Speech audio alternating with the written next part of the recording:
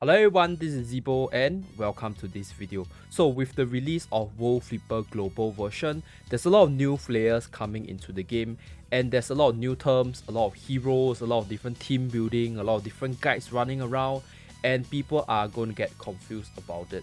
So in today's video, right, I'm going to explain the different terms by starting off with Unison Characters, skills, armaments, ability cost, as well as how the different abilities of your hero work together to make a really solid team. On screen right now is the table of content for today, so I'll cover all these different topics about the different terms within the game so that you guys can understand how to build your team properly, as well as the rationale behind the different team building stuff, as well as your character's growth. In order to understand the concept of team building better, we must first look at the team building structure. So you do this by going to the edit button and then you can see 3 character slots on top and 3 below. The leftmost character slot on top is known as the leader slot and the other 2 slots are your main slot. The bottom 3 characters or the bottom 3 slots are then known as your Unison characters. So for each unit, they have their own skill, leader buff as well as abilities. And leader buff is pretty self-explanatory as it's only activated when the unit is placed on the leader slot itself. As for the abilities, units usually have up to 3 abilities and the third one being only active when the unit is placed in the main unit slots. So the main unit slot as well as the leader slot is pretty straightforward because these characters will have their abilities activated during battle, so they are probably the ones with pretty good leading skill or relatively low skill gauge depending on your team setup. But all this can be different based on the different team comps, so I shall not talk too in depth about it. Now moving back to the Unison characters. Characters in this slot will only have their first 2 abilities active when they are inside the team.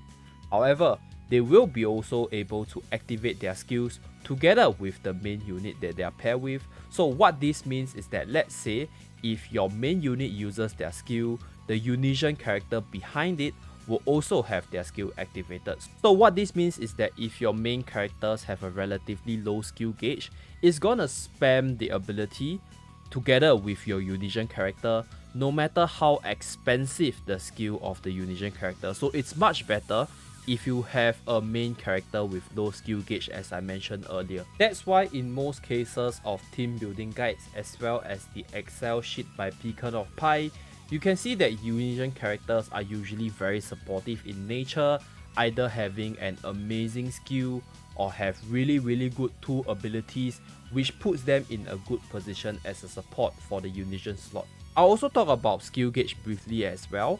And skill gauge number is the number within the skill box itself. You can see these 400 plus, 300 plus, 500 plus, 600 plus numbers. So this shows the steps required for the unit before the skill bar turns active, and the smaller the number, the faster the gauge recharges. However, this skill gauge only concerns the main unit and has nothing to do with the Unison units. Next, we look at the armaments portion within the game, or simply put, your equipment within the game itself. Each team can equip up to 3 armaments in the team slot, but no 2 units can equip the same armaments as of right now. You can awaken an armament up to 4 times with duplicate copies of itself, and awakening an armament increases the stats as well as the ability values within the equipment. So in short, the higher awakening, the stronger the weapon. So you can actually farm the armaments within the boss dungeons, your story mode, buy it from the weapon gachas and stuff. And to be really honest, like I mentioned in the mistakes to avoid, try not to go for the weapons gacha because you can farm some amazing weapons just from farming the boss dungeons itself. So it's super duper worthy just farming the boss dungeons, and go make some friends by doing co-op. So yep, that will save you a lot of lodestar beats, and let me move on to the next topic that I want to talk about. Since we are on the topic of awakening, let us talk about awakening next. So awakening consumes duplicate copies of armament and right pieces, and you can obtain right pieces within the game from completing the in-game missions as well as melting down excessive equipments. Every awakening will also provide you with this thing known as the ability cost, which you can equip on your characters to get abilities based on the armaments that you choose to equip on your characters. These ability costs offer the base value of the ability for your armaments that it is extracted from, and you can equip these ability cores within the mana board of your characters with the box on the corner as shown on screen right now. In order to equip these ability cores, you need right pieces in order to equip it, but usually right pieces are really easy to get, so you don't really have to worry too much about it, because as you farm more and more equipments, you can actually melt down all these equipments to get your right pieces. And you can also unequip this cores and then change it to another one as long as you have enough right pieces in your inventory. Also take note that in the process of changing out this ability core, it will not cause you to lose the previous core that you extracted from, and the core will be recycled back into your inventory. So the cost for you when you do this ability core exchange is just right pieces. Lastly, let's talk about the most important thing in today's video, and that is the abilities of your characters. So each characters have up to 3 abilities within the character page, as you guys can see by the 1, 2 and 3 over here, and some additional slots that are locked based on the 4 and 5 down there with the question mark.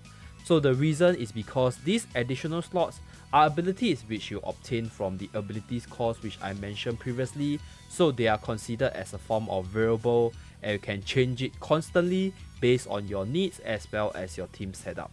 You unlock these abilities of your hero as well as power them up through the mana boards itself, so that's where you need the character shards, which you can farm from the Kaleidoscope. And Kaleidoscope is basically your elemental dungeons where you can farm your shards from, and they can be found once you press the bottom left button on the home page. There are 5 different levels: level 10, level 20, level 30, level 40 as well as level 50, so you can farm them based on your own capabilities. However, it's always recommended to start spamming your energy on the level 50 ones, because this will give you the higher yield for the elemental shards. Within the mana board itself, if you want to unlock the respective abilities of your character, you actually have to unlock the big statue nodes itself. So these are known as your ability nodes. So once you unlock all 3 ability nodes within your mana board of your character will evolve from the base form into another form. So this is what we call the evolve form, and this is when you see inside the room itself some characters who are the same character as you might have a different character design, and that is because the character has evolved already. Now, evolved character definitely has better stats, but I'm not too sure about the numbers.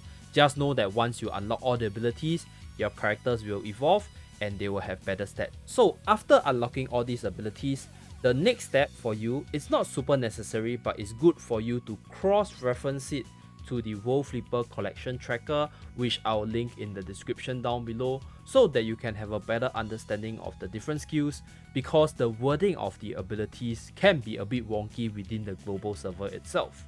Lastly, take note that the ability tree of the unit is only activated when you slot them in the main slots as mentioned earlier. And yeah, that's pretty much all I want to cover for the abilities portion as of now.